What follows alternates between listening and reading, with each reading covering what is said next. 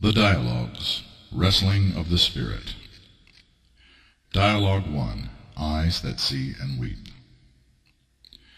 God, abandon me not, and neither stand apart from me, for I dwell in the glooms of Gehenna, and there is no one to save me. Your light is a candle in the void. Your light is the love that lifts my life from sadness, and your compassion illuminates the innermost regions of my being. Alone in the darkness of the night there are none that hear my cries, and no one comes to comfort me in the mists of despairing contemplations. Then I look, reaching out to you with my mind and my soul. There you appear, against the dim light and shadows of the evening, a ring of blue like the northern seas, encircling the heart of soft pink, warm gold, and intense white.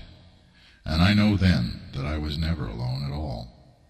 I know then that your eyes are always upon me, and that your ears are attentive to my calls. Your love has sustained me when all human love has turned to ashes, and your comfort has persisted when there was no hand of flesh to caress away my sorrows.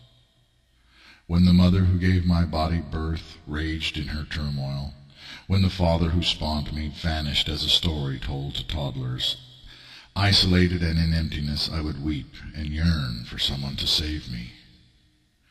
These many years later, still I live, and I know that it is by your grace that I continue to exist, and by your protection that I have not fallen into the temptation of death's seductive hymn.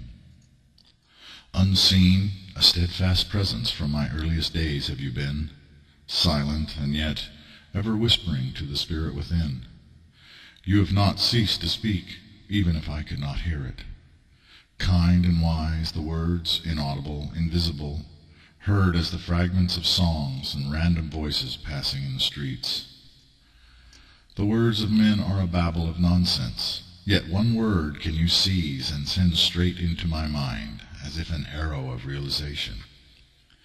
The songs of women at times seem a cacophony of contradiction, yet one phrase can you catch, and by it bring order to my being in the midst of confusion. Often penniless I have not starved. Oft near death I have not died. Oft without bed or shelter I have found rest on the cement, and warmth on the pavement where none should have been. Undesirable, with little to give, still you brought me a woman of love and faithfulness, a woman as unto Miriam of an elder time. Without strength or skill among men, you brought me a strong right hand with the talents of humble Bezalel. No easy man have you made of me, no light task to bear my weight. No saintly and merciful work of perfection have I been in the sight of heaven or among the people of the earth. Yet you have remained faithful to me, even when I faltered in fealty to you, and have shared with me the secrets of a friend and a brother. You speak to me as if I am someone you have known from times immemorial. I cannot repay you for your love, O God, as it is beyond my comprehension how you can love one such as me, let alone bear so patiently with those that mock and speak arrogantly against you and your shining family. I can never adequately reflect your love to others, for I am as a flawed mirror and a cracked lens, and yet still you love and care for me as a true parent for an only child. Mankind does not know, nor can they understand, and I cannot make them grasp what I myself cannot fathom, not now, nor in 10,000 lifetimes hereafter. The mystery of your grace is more than any man or woman can trace, and when balanced against your holy rage, an effort of madness to harmonize with human reason. How can one man explain to another invisible and unheard conversations with the Maker, or prove visions of the sacred, when no human witness was there to give testament to it? I kneel and I plead for that which you have given me freely, and I fear losing what cannot be taken or lost by any means. The infidels say unto me, there is no God, you pray only to yourself, delusion is your path. My kinsmen say, You are a dreamer, or you are deceived. And those who call you their God, according to elder revelations, have said many times, he is evil, a prophet of dark imaginings. So I turn to you, my master, and I present my case. God, no one listens. All turn away. Even those who knew me as a child think me insane. If only I knew that the voice I hear in the stillness of my prayers and the hand that writes with my very own hand is yours. If only I could prove it to them and to myself. Intently I listen, and your reply is confident and unmoved. Over and over it is the same from the beginning. Maintain your ways before me.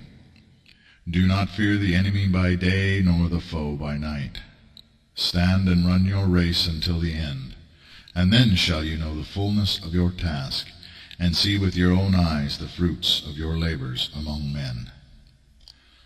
But Lord, I say, who will believe me without proof? Where is my burning bush, or my staff of serpents? I am imperfect, afraid, afflicted, and lowly among men. Who will take seriously one such as I am? Calmly, unmoved by my concerns, you respond. The word is sufficient for you. My grace will uphold you, and another shall I choose to speak for what you have written on heaven's behalf. So I mourn my fate, even as I am grateful for my destiny in you, O God, my sanctuary. For if I can survive the trials of fire, born of man's hatred, and if I can obtain the promise of not again returning to this prison of the Spirit, then eternity and realized dreams await me.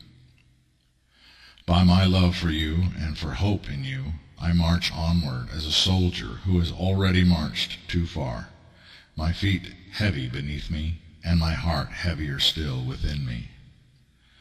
Can an evil spirit serve you, O God? Surely I am accounted among the wicked and the weak. Can a sinner be given the anointing of a saint? For surely I am no better than those you hold in contempt for their willful ignorance. All my life I have fled my demons, and all my days I have sought only to hide from the human race. Since the days when my mother would read to me from the stories of the Bible, I have watched the skies, and I have prayed for an end to these times, pining for the coming of judgment and salvation. From my boyhood I spoke to you, and you did not answer me, not in ways that a boy could perceive or fathom. Only with maturity, at last a reply, to one of myriad questions on my mind, and so began our dialogue in this life. Yet, when at last you answered, you gave to me a message that I could not at first grasp, and now find that almost no one is ready or willing to accept. O God, how bitter a blessing, how blessed a curse, how grim the splendor of your responses. Though I am pleased to have them, yet am I called to share them, and the return of the old one of Abraham none seem to welcome or consider. Truth many pursue, but cannot believe when faced with it. Truth is the angel that you have sent. The mask you wear is the spirit of it. But if the people of this age consider it a bundle of lies, what then is my purpose for being here at this time?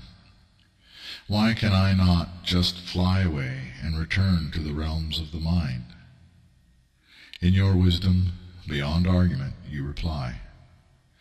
If even one soul among men or among the fallen repents, embraces the judgment, and reaches for me in my highest heaven, it is all worth it, and the price you pay is as pennies for a kingdom in comparison.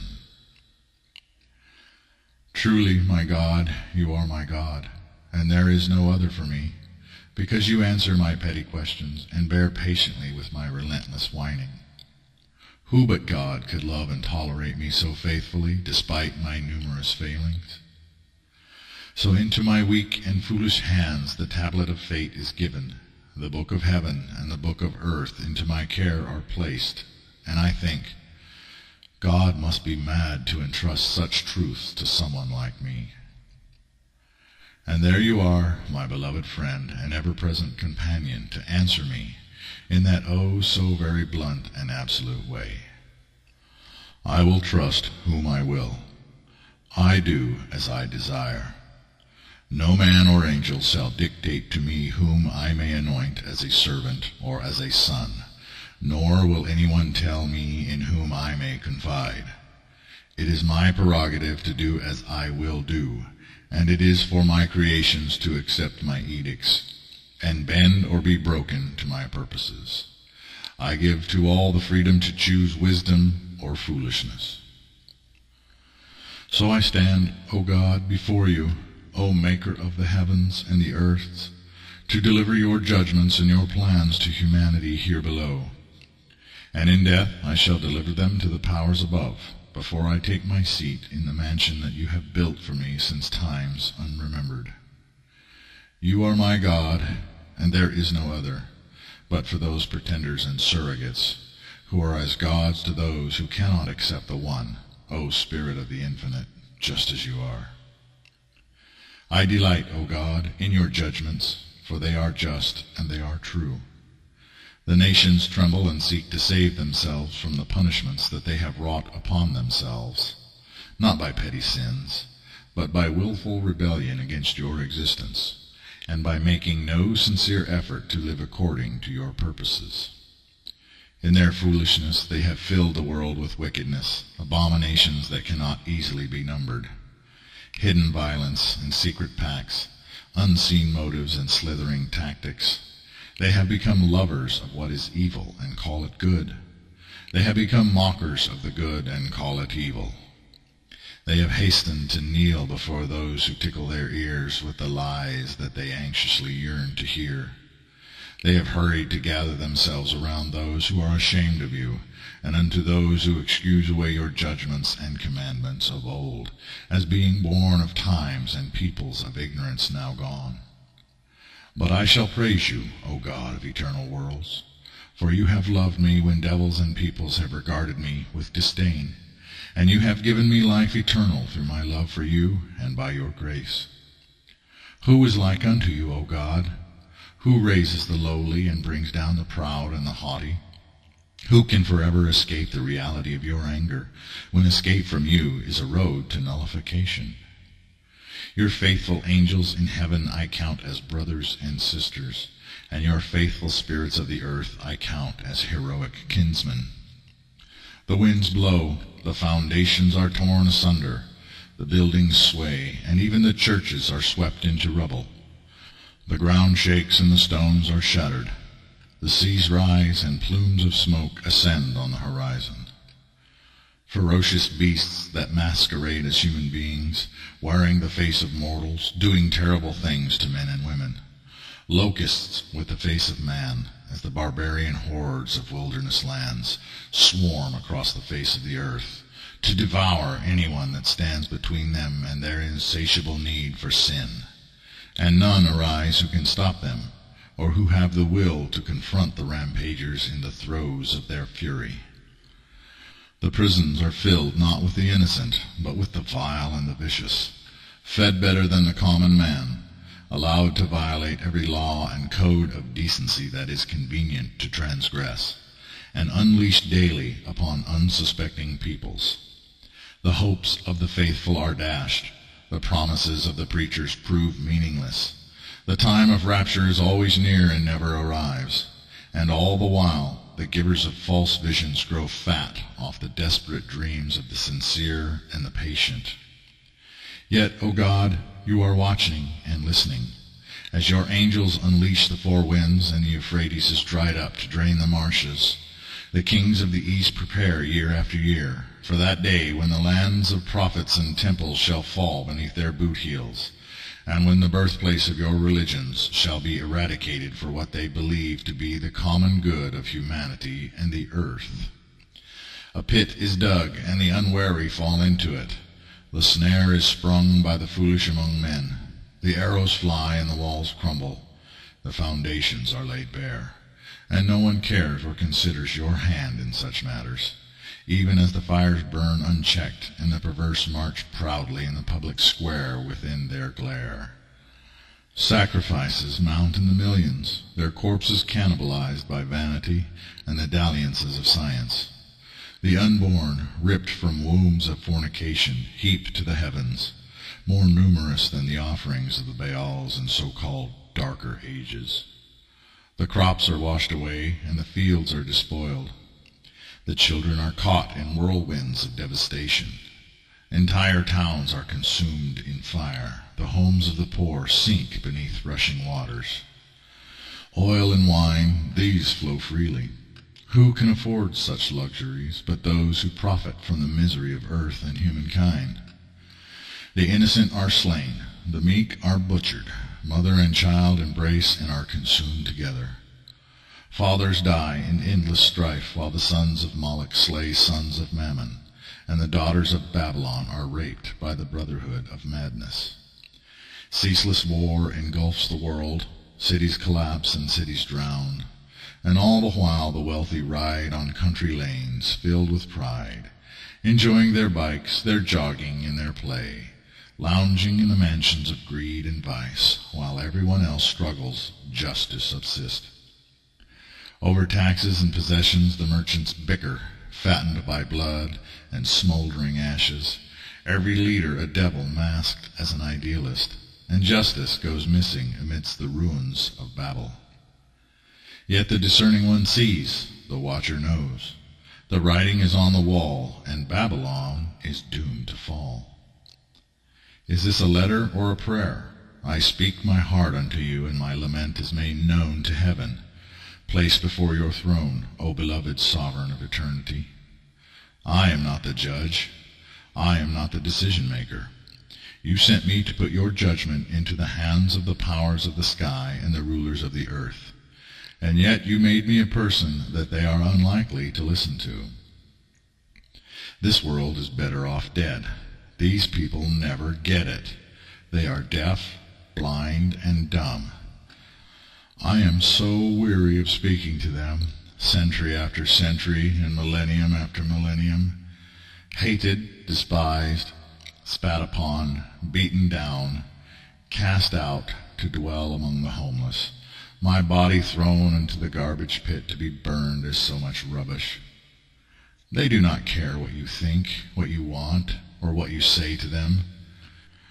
They will never really change. They have turned the word into excuses for terror and horror. They call you God, and they hate you for it. They sing hymns and fill the world with blasphemy and sin. They use Jesus, your best and brightest star, as a permission slip to skip their lessons and do whatever they want among the vermin of the world. To hell with you and your servants if you do not like it, they seem to be saying to your very face each and every day. Why have your prophets not been given the reign of nations?